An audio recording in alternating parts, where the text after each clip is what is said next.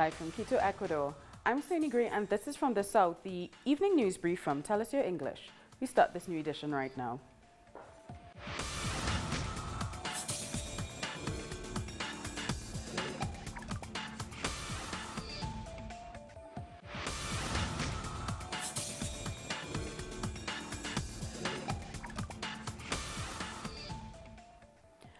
Venezuela is to restructure its debt.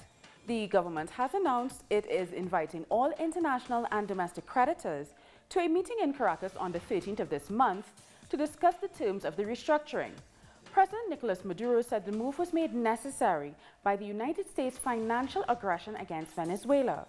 He said his government wants to pay its debts and was already making a payment of $1.169 billion due on bonds issued by the state oil company. First thing tomorrow, on Friday, November the 3rd, the PDVSA 2017 bond payment will begin.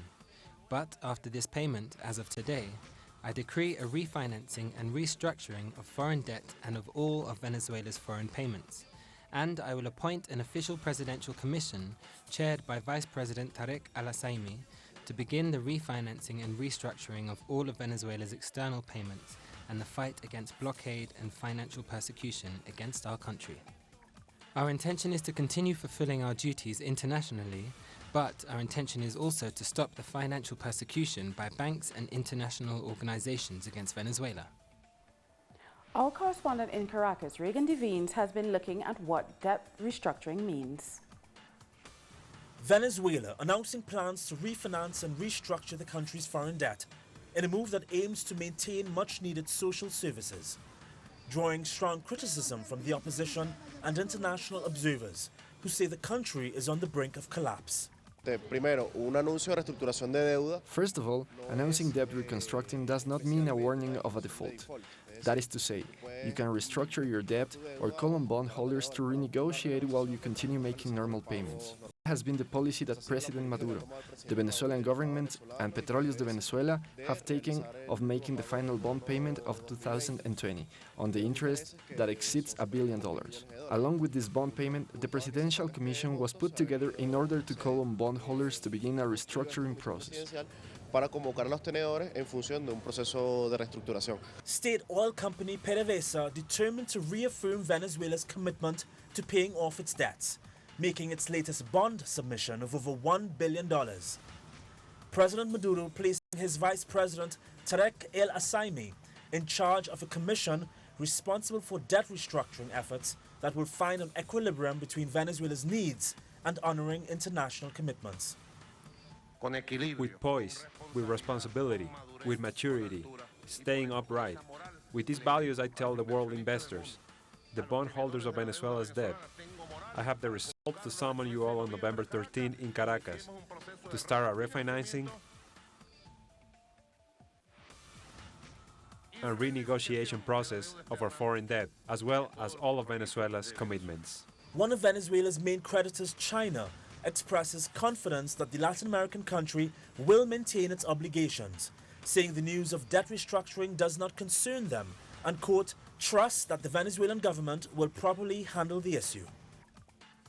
Venezuela's foreign minister has hit back at the Canadian government after it recently convened a meeting of the so-called Lima Group of Nations in Toronto, where Canadian Foreign Minister Chrystia Freeland said her country wanted to further isolate Caracas. Jorge Arias tweeted the government of Canada, with imperial aims to impose illegal action on Venezuela's institutions and people. Arias went on, a sad role that Canada has taken on of absolute and shameful subordination to the government of Donald Trump.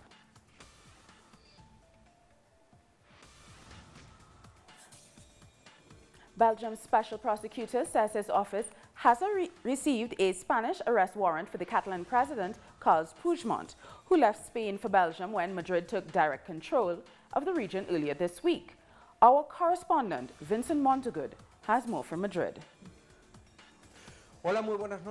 Here in Madrid, the latest news is that the National Court has just issued an international arrest warrant for the dismissed president of Catalonia, Carles Puigdemont, and for the 4 cabinet members who are with him in Brussels. All of them are accused of 5 serious crimes, including rebellion, sedition, misuse of funds and disobedience, which here in Spain carry sentences of up to 30 years. The Spanish police are now sending this warrant to the Belgian police, who then give it to a judge, who will have to decide whether or not to proceed with the extraditions within a maximum of 60 days. According to the warrant, which we have just seen, the judge in charge of the investigation, Carmen Lamela, has ordered the search for and detention of President Carles Puigdemont and his cabinet members and their immediate imprisonment without bail. So they may well be following in the footsteps of the 8 other members of the Catalan government who are now spending their second night in prison and whom millions of Catalan citizens consider political prisoners. So we'll be following this closely. Back to the studio. Vincent Montagut with that report. We are still standing.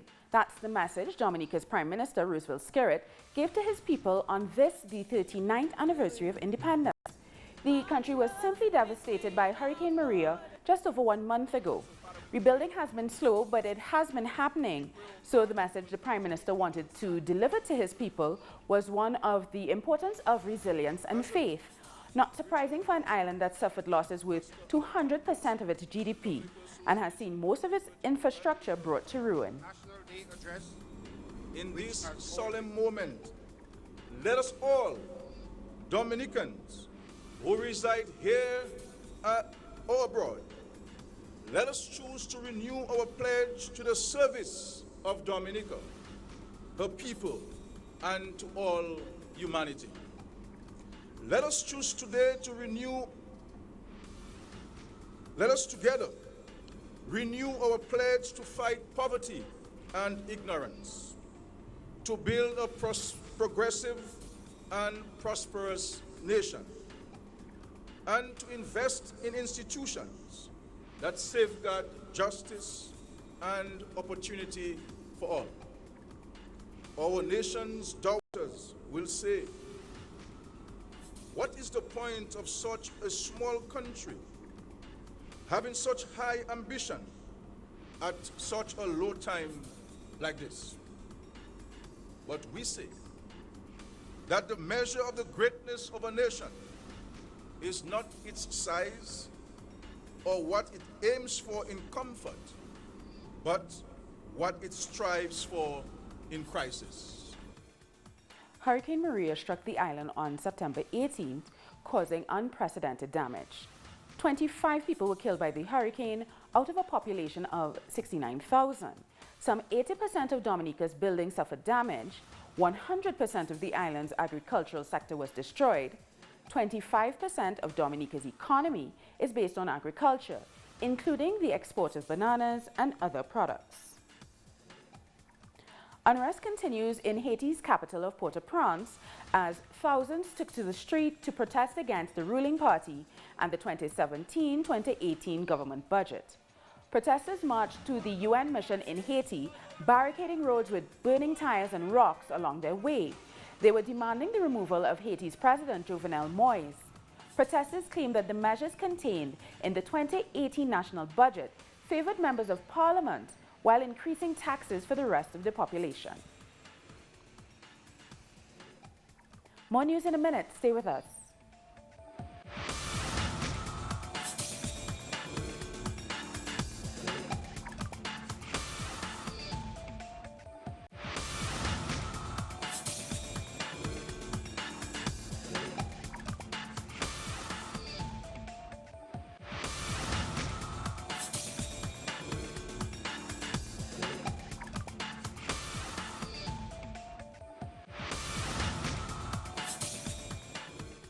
Displaced indigenous people and others have marched through the main streets of the Colombian capital, Bogota, to denounce the repression of the indigenous communities who are taking part in the national strike. More in this report.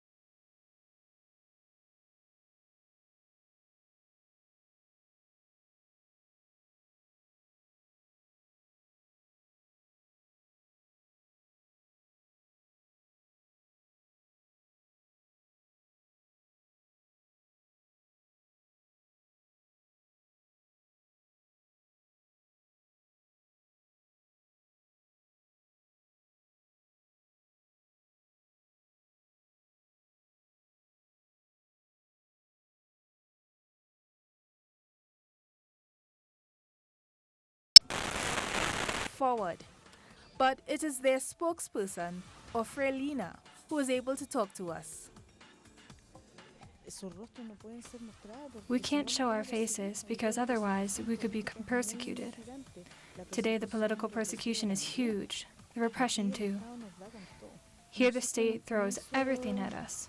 Of course, we knew when we came here that the company would do everything it could to push us out. And that's what happened. The police used force to defend those private interests, but they resisted. We had to block all the access roads here.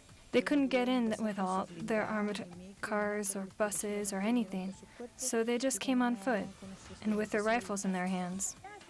A repression that's far from ending. I'm not afraid that they come here and attack me. I'm not afraid because I will fight. When we made the decision to come here, we said that if we have to give our lives, we will give them. We came here to fight until we die. That's what it's about. And while they live with the threat of repression, they are building their community and reviving their ceremonies and their ancient lifestyle. We obviously have to take the resources we have here, and we will keep doing so.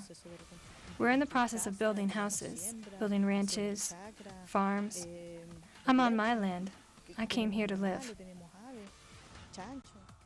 Their convictions are so strong that the purchase of indigenous territory as a solution to the conflict has become a big opportunity for speculators. So I also ask, who's stealing from who here?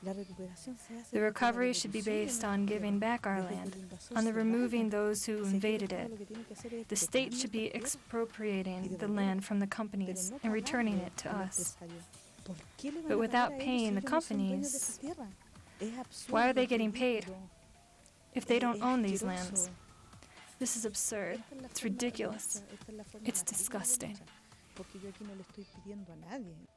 An organization that has been criminalized as terrorists in Chile, but which today has decided to tell the world the real objectives of their land recovery.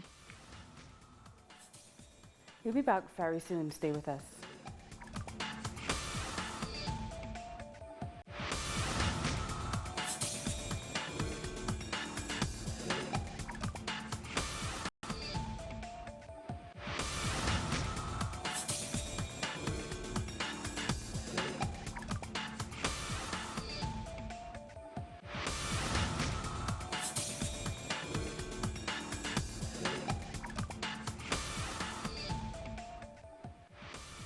Donald Trump has no plans to tone down his approach to North Korea, according to his national security chief, as the U.S. president sets off on a major trip to Asia.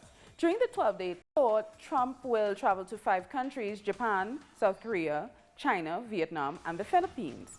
Our correspondent, Francesca Emanuel, has more from Washington.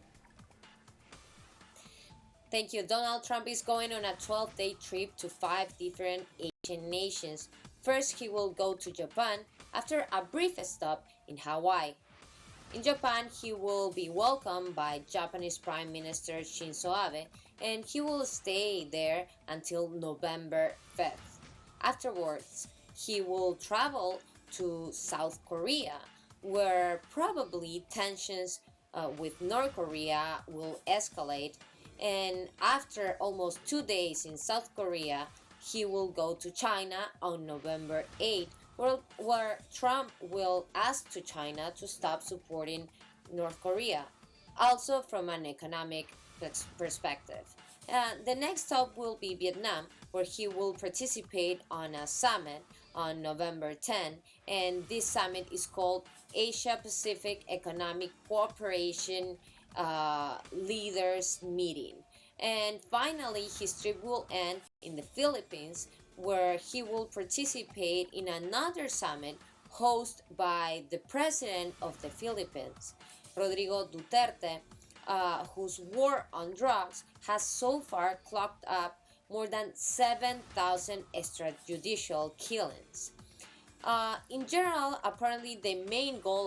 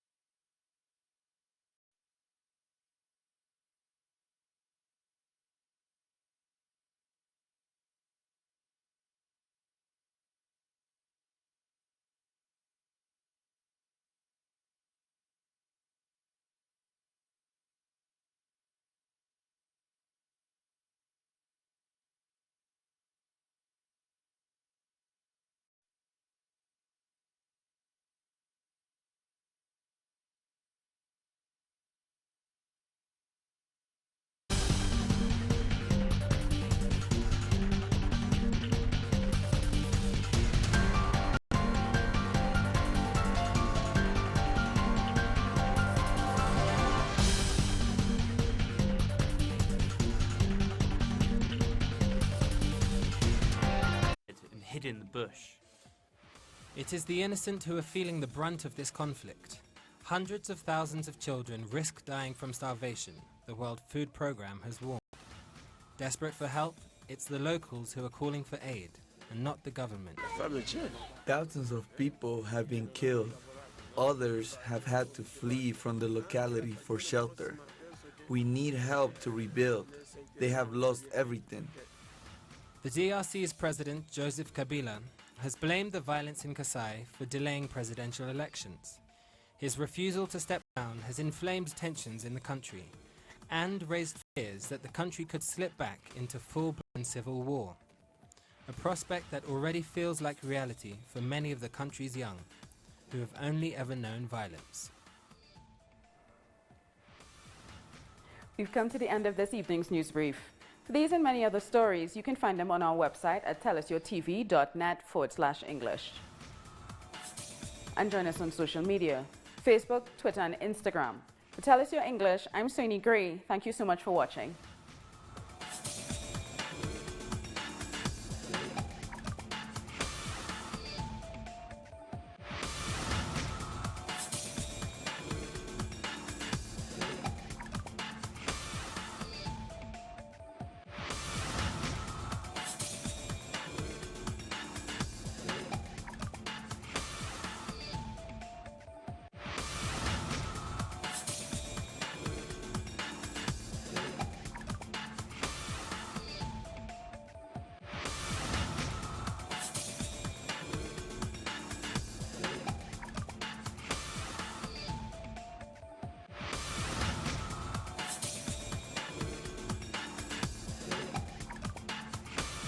More music with Psalm 1 on Rooftop Live. Let's hear the continued conversation between Claudia and Hatem Abudea at the Arab American Action Network. Can you share legal status of Rasmia's case? So we were at a hearing last week. Her defense team, her lawyers had filed a motion to ask the judge to recuse himself, to step down off the case. And the reason we did that is because he's been a lifelong supporter of Israel, So he helped send delegations to Israel of legislators from Michigan. He helped raise a ton of money for local Zionist organizations in Michigan. The other thing that came up in the hearing that hasn't been ruled on yet, and which is very, very important, is whether we're going to be able to get the torture on the record for the court. There's an expert on torture, a world-renowned expert in Chicago, who has worked with Rasmia, interviewed her for hours and hours. We're trying to get her testimony and that is something he hasn't ruled on yet. How can the community show solidarity? So the community, our own community, and our our allies and friends across the country, across the world, have already shown massive solidarity. There is a lot for people still to do, right? StopFBI.net and USPCN.org, United States Palestinian Community Network. Those are the two websites that people should go to so they could sign a petition, they could send statements of support and solidarity. Like I said, that group Voces in Milwaukee, the immigrant rights group, just published one. We still need those statements of support and solidarity. We still need those petitions.